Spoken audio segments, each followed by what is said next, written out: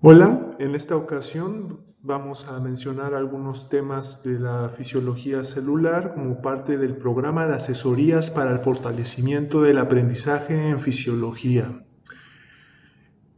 Queremos que tengan entendido que dentro de los objetivos de esta plática cubriremos algunos de los aspectos más esenciales que ustedes deberán manejar a lo largo del bloque. No se pretende que este sea un análisis extensivo o demasiado profundo al respecto, ya que idealmente podrán ver cada uno de estos temas a detalles con todas sus implicaciones a lo largo del curso, ya sea a través de lo que vayan desarrollando en clase, lo que vayan juntando a través de su estudio.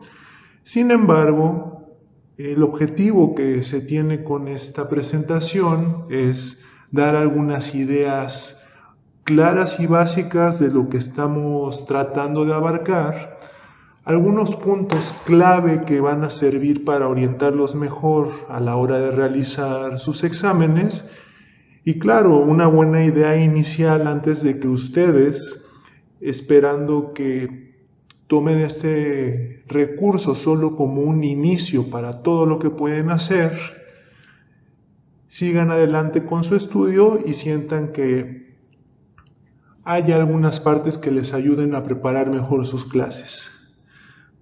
Comenzamos. Antes que nada, agradezco el apoyo de mi grupo en la realización de estas diapositivas y del Departamento de Fisiología para poder compartirlas el día de hoy.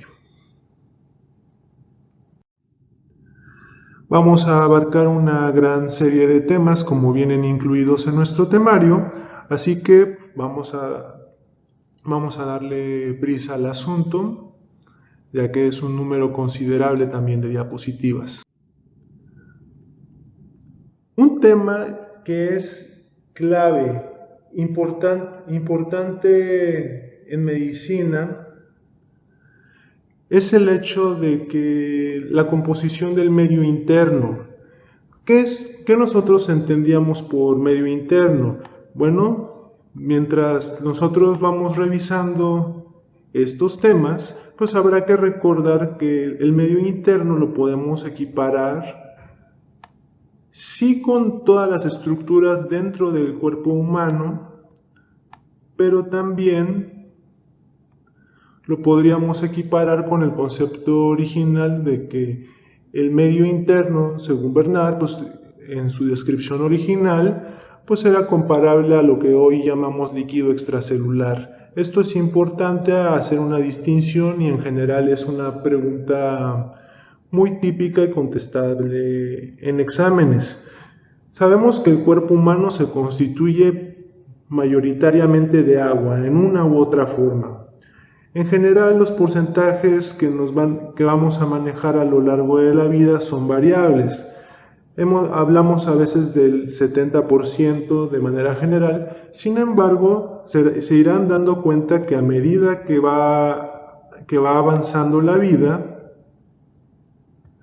los porcentajes que nosotros manejamos de agua irán disminuyendo, con decirles que incluso un bebé prematuro puede llegar a tener más del 80% de contenido de agua. Otros factores que deben considerar en este aspecto es que las mujeres normalmente tienen una mayor cantidad de tejido adiposo, por lo tanto la cantidad de agua va a ser un poco menor, y también aplicará que las personas de edad mayor van a tener también una disminución del mismo. Van a tener que hacer la gran distinción entre toda el agua que hay en su cuerpo. Sin embargo, estudiarla de esta manera no resulta tan práctico. Sí podemos hacer este equiparable de que también, si se fijan, hombres tienen más agua, mujeres un poco menos, ya lo explicamos, pero para poder hacer una distinción un poco más práctica, aterrizada, habremos de distinguir entre el líquido extracelular y el líquido intracelular, siendo el primero el líquido intracelular.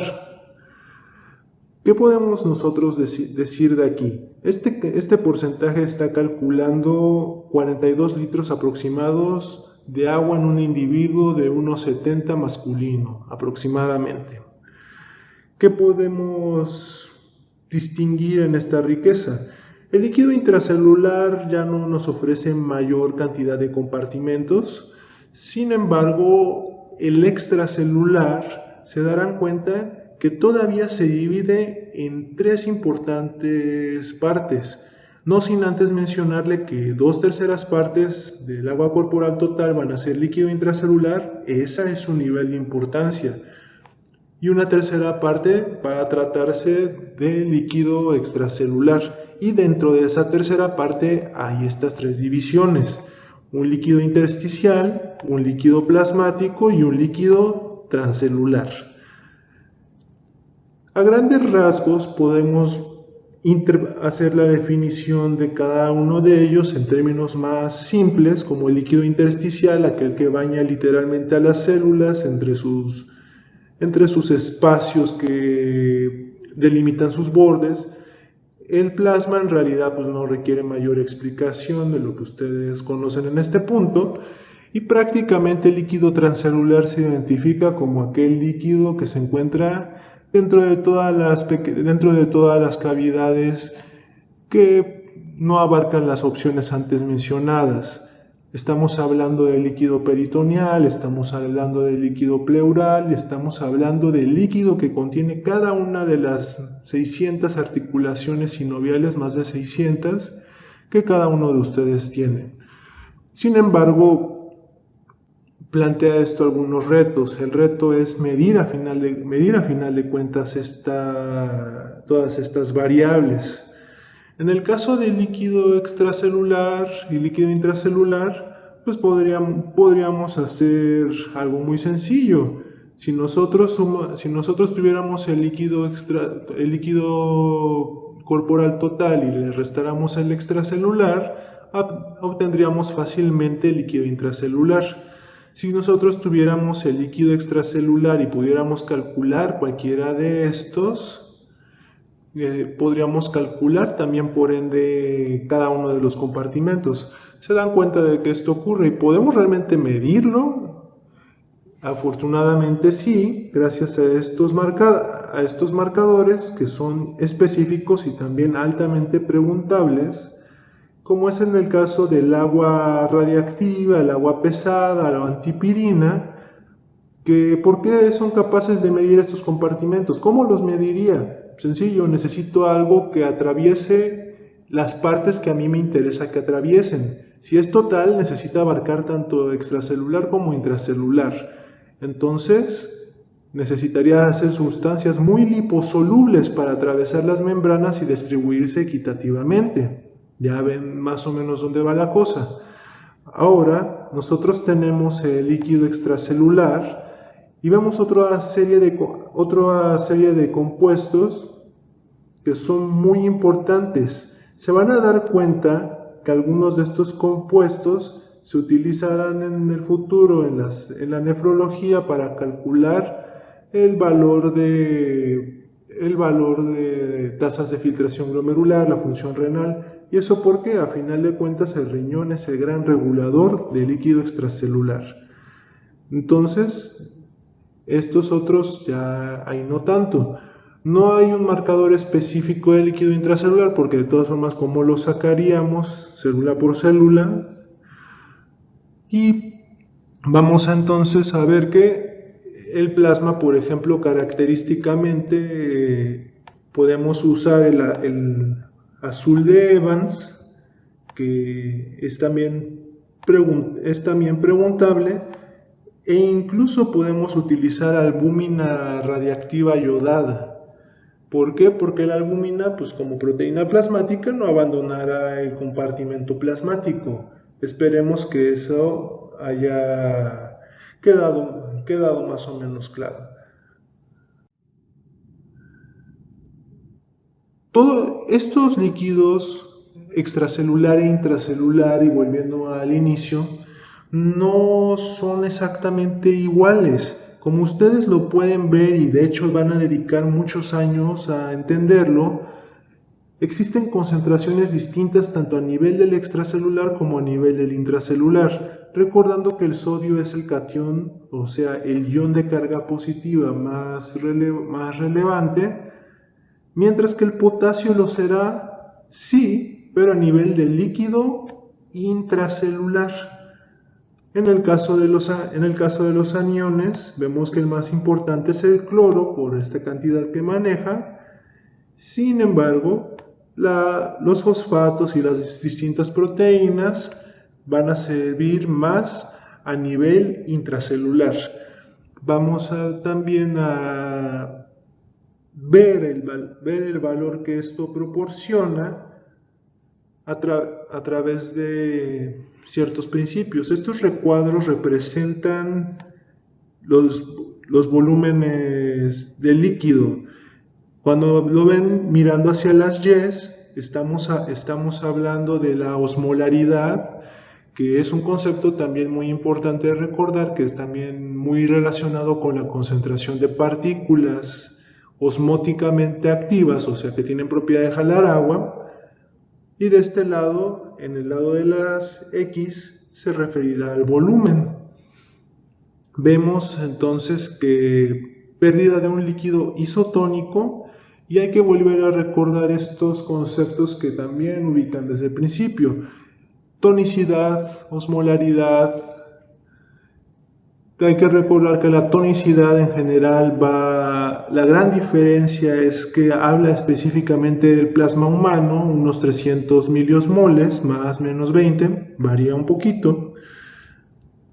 Sin embargo, veremos que cuando perdemos o ganamos líquido, importa si el líquido es isotónico, hipotónico o hipertónico. De tratarse de un líquido isotónico, tendría que ser algún fluido corporal muy nativo. La diarrea, la sangre, las hemorragias y el vómito son clara muestra de esto. Y si se fijan, pierdo volumen, aquí está anotado, pero no cambia en ningún punto mi osmolaridad porque estoy perdiendo exactamente lo mismo en iones y agua. Ahora, que si solamente me dedico a perder agua, la célula se va a deshidratar. ¿En qué sentido? Se van a almacenar más iones. Si se fijan, entonces hay un aumento de la osmolaridad, pero se van a comprimir ambos compartimientos, tanto el líquido intracelular como extracelular. ¿Por qué? Porque el líquido intracelular, al percibir la pérdida del agua extracelular, tratará de compensar enviando su propia agua hacia el exterior para compensar esta pérdida. Una ganancia de líquido isotónico, como la administración de una solución salina en un hospital, es un buen ejemplo. Otro detalle pues puede ser el donar productos sanguíneos. Vamos a ver también que podemos ganar líquido hipotónico, y vamos a ver el mismo caso: aumentan los dos compartimentos y baja la osmolaridad. ¿Por qué? Porque va a estar menos concentrado todo, porque solo metiste agua pero no iones nuevos. E incluso podemos administrar líquidos hipertónicos que aumentarán la osmolaridad. Esto lo hará ver más concentrado al exterior, jalará más agua del interior hacia el exterior, y sin embargo pues aumentará hasta cierto punto el volumen. Otro de los temas que más importancia van a tener para revisar con ustedes es el hecho de que existe la difusión, que podemos identificarlo como un movimiento molecular aleatorio, pero también se refiere a la tendencia de las partículas de querer abarcar de una forma más o menos uniforme todas las paredes del espacio que las contiene. Vamos a ver que existe una difusión simple que sencillamente no depende necesariamente de canales como aquí se puede ver. Es movimiento aleatorio, es tan sencillo como el oxígeno que se distribuye en una habitación mientras ustedes ven esto en este mismo momento, y va a existir una difusión facilitada, que en general va a ser llevada a cabo por medio de proteínas que se llaman acarreadoras. Las proteínas acarreadoras, como lo estoy tratando de ilustrar aquí, si se fijan, nada más van a tener un espacio, un número fijo de sitios de unión. Esto va a traducirse en que pueda saturarse, es decir, que si aumentas demasiado la cantidad de lo que quieres difundir, pero no hay suficientes proteínas transportadoras, no va a incrementarse directamente proporcional la velocidad de distribución a comparación de esto otro. Vamos a ver que el transporte activo no solo requiere de una proteína transportadora, sino el hecho es que la difusión se considera en sí un proceso pasivo. Esto es importante que también lo tengan muy bien en mente, mientras que el transporte activo, ya sea primario a través del ATP, ya sea secundario, sencillamente va a requerir una fuente de energía. Y vamos a ver los dos tipos de transporte, que van a ser cotransporte, donde dos moléculas pues siguen, por decirlo así, el mismo flujo, y el antitransporte, el antiporte, como le pueden decir en ocasiones. Veremos que mientras unas entran, otras salen, aprovechando también este flujo. Son fenómenos celulares que debemos seguir.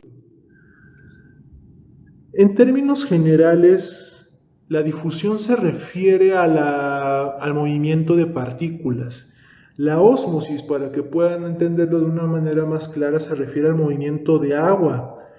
En general está dado por el hecho de que existe una membrana semipermeable para que estos fenómenos ocurran, cosa que la difusión no necesita en realidad. Y una forma simplista en realidad de verlo, pero para entenderlo de momento práctico, es que existe una presión osmótica que se define como la cantidad de presión que va a requerirse para detener la ósmosis. O sea, este proceso de ósmosis no es un infinito, no es un circuito de retroalimentación positiva. Vamos viendo entonces estos detalles. Tanto la difusión como la ósmosis se rigen por una serie de principios físicos y fórmulas que será necesario que, más que aprenderse de memoria, entiendas qué significa y cómo se traduce esto en el concepto que queremos dominar. Vamos a ver que la ley de Van Hoff nos permite hacer el cálculo de la presión osmótica. No es tan necesario ir más allá en profundidad en este punto, pero una ley que es mucho más común para que puedan realizarlo es el principio de la ley de Fick. Antes de pasar a ella, pues recuerden en sus leyes de Van Hoff, pues buscar estos coeficientes entre 1 y 0 y ver qué significaban. La ley de Fick nos va a ayudar a identificar la difusión, la velocidad que tiene la difusión. ¿Cómo lo va a lograr? Muy sencillo. Cuando nosotros tenemos una mayor área, como lo vemos aquí, pues va a haber mayor difusión. ¿Por qué? Tiene más sitio donde difundirse, donde esparcirse. Y vamos también a darnos cuenta que depende del gradiente de concentración, la diferencia entre el exterior, el interior, o de un lado o del otro lado de donde se puedan encontrar, pensando que se trata de una membrana o de otra clase de superficie. Y vamos a darnos cuenta que a mayores gradientes de concentración, mayor será la velocidad de difusión. Y vamos a darnos también cuenta que a mayor distancia entre los sitios de difusión, pues menor va a ser la velocidad. Un concepto clave que manejaron también durante ciclos anteriores es lo que es la presión oncótica o la presión coloidosmótica, que es prácticamente la fuerza que generan las proteínas en todos los procesos que hemos estado platicando. Vamos a ver que podemos identificar algunos valores clave e incluso nos mencionan aquí brevemente algo que se llama el efecto Donan. El efecto Donan sí que lo tienen que revisar cuando vean sus textos, ya que a través de él explica cómo las proteínas, al tener una carga negativa, pero ser impermeables en su interior para que no salgan de la membrana celular, van a generar unas pequeñas variaciones que tienen que comprender en el balance eléctrico. De contransportadores y antitransportadores hemos hablado un poco. Vemos entonces que existen los simporte, si se fijan van estos juntos, y los antiporte, que es el contratransporte, pues también uno entra mientras el otro sale. Hay distintos ejemplos en todo el organismo. Los cotransportadores de sodio-glucosa pues son comunes en el epitelio intestinal, en el epitelio renal, de sodio-aminoácidos más característicos también de estas estructuras, de sodio-potasio 2-cloros, muy característico a nivel del asa de Henle, y de sodio-calcio pues será más relevante para algunos ejemplos de músculo cardíaco.